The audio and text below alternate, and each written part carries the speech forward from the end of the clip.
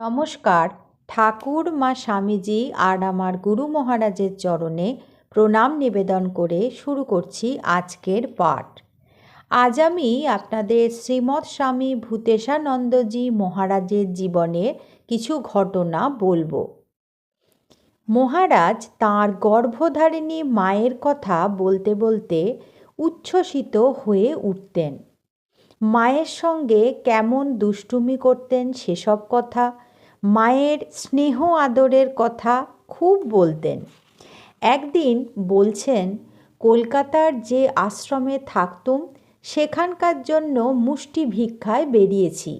হঠাৎ একজন খবর দিল যে মা শেষ শয্যায়। সঙ্গে সঙ্গে ছুটলুম। মা সত্যি শেষ শয্যায়। আমার হাত চেপে ধরলেন। আমি সমস্ত আবেগ চেপে বললুম, মা, ঠাকুরকে মনে আছে তো? মা বললেন, ইষ্টমন্ত্র মনে আছে বাবা। তখন নিশ্চিন্ত হলুম। মা সেই দিনই চলে গেলেন। আফসোস ছিল যে মায়ের সেবা করতে পারিনি। মাকে খুব ভালোবাসতুম। শোক ভীষণ হয়েছিল, তবে প্রবলভাবে দমনও করেছিলুম। সংসারে একেবারে নিস্পৃহ হয়ে গেলুম। সামান্যতম আকর্ষণও রইল না। তবে মায়ের যে সেবা করতে পারিনি তা পুষিয়ে গিয়েছিল বাবার শেষ অসুখের সেবাতে। 7 দিন বাবার এক মুহূর্ত কাজ ছাড়া করেননি। দিন রাত জেগে সেবা করেছিলুম। তারপর বাবার শরীর চলে গেলে এক নাগাড়ে ঘুমিয়েছিলুম সারা দিন রাত। নিজের অনুভূতি সম্বন্ধে পূজনীয় মহারাজ কখনো কিছু বলতেন না, তবে এক-আধবার কিছু শুনেছি। মঠের বড়দের প্রতি তাঁর ভাবটি দেখার মতো ছিল। মহারাজ কাঁকুরগাছি থেকে বেলুর মঠে যেতেন। সেই সময় কাঁকুরগাছিতে থাকলে আমিও যেতাম। অজয় কুমার ভট্টাচার্য বলছেন, মহারাজ মন্দিরাদিতে প্রণাম করতে গেলে তাঁর মাথায় ছাতা ধরে নিয়ে যেতাম। সব মন্দিরে প্রণামের পর পূজনীয় বীরেশ্বরানন্দজিকে, ভরত মহারাজকে, সূর্য মহারাজকে প্রণাম করতে যেতেন। প্রেসিডেন্ট মহারাজের কাছে বসে থাকতেন অনুগত ছোট ভাইয়ের মতো।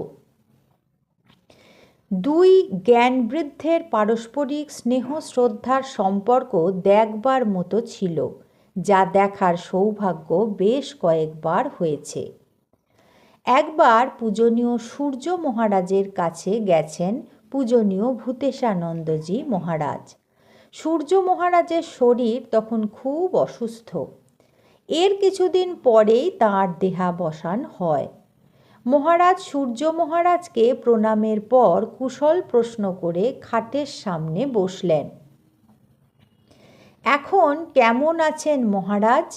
এই প্রশ্নের উত্তরে সূর্য মহারাজ হঠাৎ বললেন, জানো, এখন এমন একটা অবস্থা, সব কিছু এক দেখছি।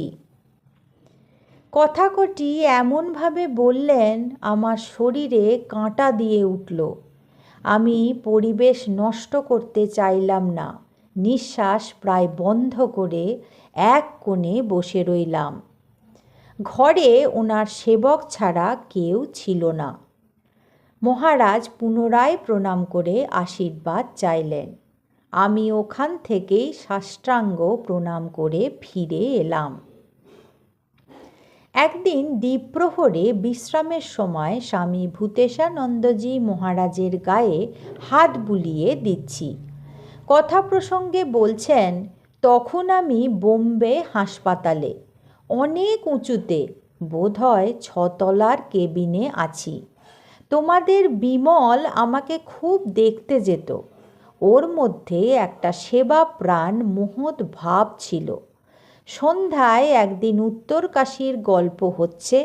সেখানকার জীবন, তপস্যা, বিভিন্ন সাধু, হিমালয়ের অদ্ভুত পরিবেশের কথা হচ্ছে। এত দূর তন্ময় যে স্থান কাল পাত্র ভুল হয়ে গেছে। জানলা দিয়ে তাকালে উঁচু থেকে শহরের আলো বিভিন্ন উচ্চতায় জ্বলছে। আমি তা দেখে হঠাৎ বলছি, বিমল, এই উত্তরকাশীতে ইলেকট্রিক আলো কোথা থেকে এলো? সে ঘোর কাটাতে বেশ সময়ও লেগেছিল। একদিন উত্তরকাশীর কথায় আরেকটি ভক্ত হঠাৎ জিজ্ঞাসা করলেন, মহারাজ, আপনি কি সিদ্ধি লাভ করে তবে নেবে এসেছিলেন?